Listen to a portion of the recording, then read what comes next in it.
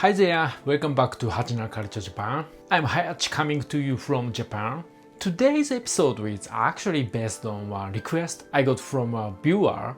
They asked me to talk about my favorite snacks from Japan. First of all, thank you so much for the request.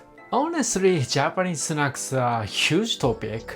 There are convenience store snacks, supermarket snacks, traditional sweets, seasonal limited editions, and cheap childhood snacks called Dagashi. If I try to talk about all of them, this video would probably never end. So today I decided to choose just 3. And this time I'm not choosing the newest or trendiest snacks. I'm choosing snacks that I've personally loved for a long time. These are snacks that remind me of childhood, school days, convenience stores, and the small happiness of everyday life in Japan. So today, let me introduce 3 of my favorite Japanese snacks. Number 1. Nori shio potato chips. Number 2. Chocomonaka jumbo. And number 3. Kyabetsu taro. Alright, let's get started. First, let's talk about nori shio potato chips. In Japan, potato chips come in many different flavors: salt flavors, consomme flavor, soy sauce flavor, spicy flavors, regional flavors, and limited time flavors. But for me, nori shio has always been one of the strangest flavors. Nori means seaweed and shio means salt. So nori shio is basically seaweed and salt flavor. It sounds simple, but that's exactly what makes it so good. The salty taste comes first, and then you get that light seaweed aroma. It's not too fancy, it's not trying too hard, but somehow you just keep eating. You tell yourself, okay, just one more. And then suddenly the bag is empty. That is the true power of Japanese potato chips. For me, nori shio feels very Japanese because seaweed is something we eat in many different ways in Japan. We eat it with rice, in rice bowls, with sushi, and even as a snack.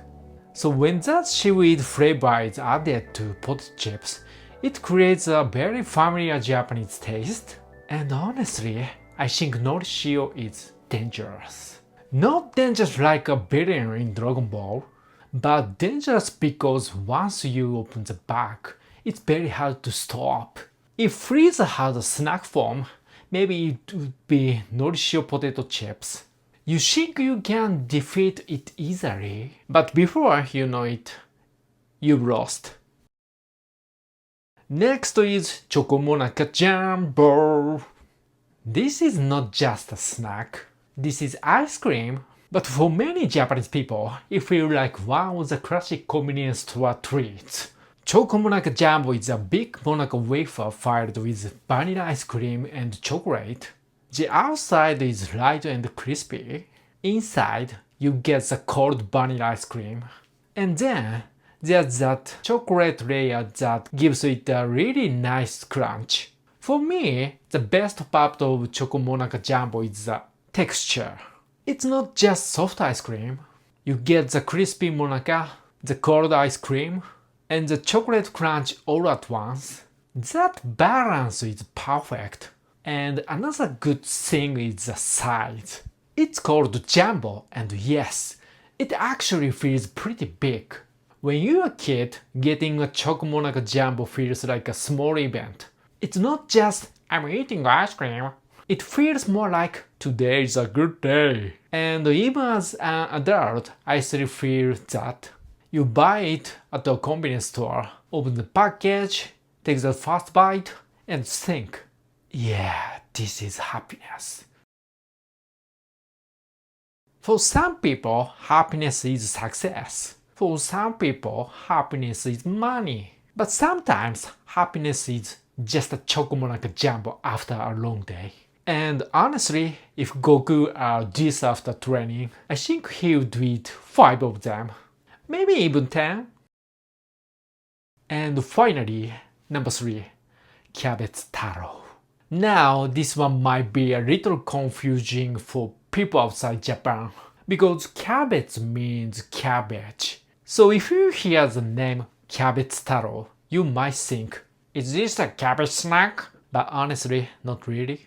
At least for me, when I eat キャベツ太郎, I don't think, wow, this tastes like cabbage. キャベツ太郎 is more like a crunchy, sauce flavor Dagashi snack. Dagashi are cheap snacks that many Japanese children grew up eating. They are usually small, fun, colorful, and very affordable. When I was a kid, Dagashi felt like treasure. You didn't need a lot of money. Even with just a few coins, you could choose something, buy it, and feel excited. That feeling was really special. キャベツ太郎 has that kind of energy. It's not elegant, it's not fancy, but it has personality. The package, the name, the flavor, the texture, everything feels a little strange, but in a good way. And that's one of the fun things about Japanese dagashi. Some snacks don't make perfect sense, but that's exactly why we remember them. キャベツ太郎 is one of those snacks for me. It tastes like childhood. It tastes like walking home after school. It tastes like spending a few coins and feeling like you made the best decision of the day. So today I introduced 3 Japanese snacks that I've loved for a long time. Norishio potato chips, Chocomonaka Jumbo, and キャベツ太郎. These are not necessarily the most luxurious snacks in Japan. They are not the newest snacks either. But for me, they are full of memories, and I think that's what makes snacks special. Snacks are not just about taste. They are connected to memories, places, people, and certain times in your life.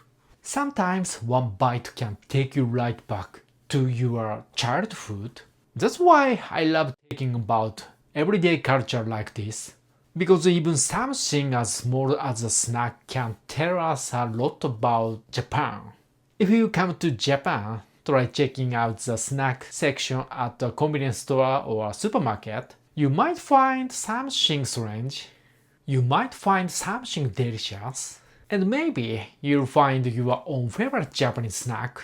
And if you ever tried Japanese snacks before, let me know in the comments. What is your favorite Japanese snack? And if there's a snack you want me to try or think about, leave a comment too. Maybe next time we can do a full convenience store snack episode. But for today, that's all. Thank you so much for watching Hachinaru Culture Japan. Don't forget to like, comment, and subscribe if you enjoyed this video. And remember, never underestimate the power of Norishio. It might look like a simple potato chips, but once you open the pack, the battle has already begun. See you in the next episode. またね。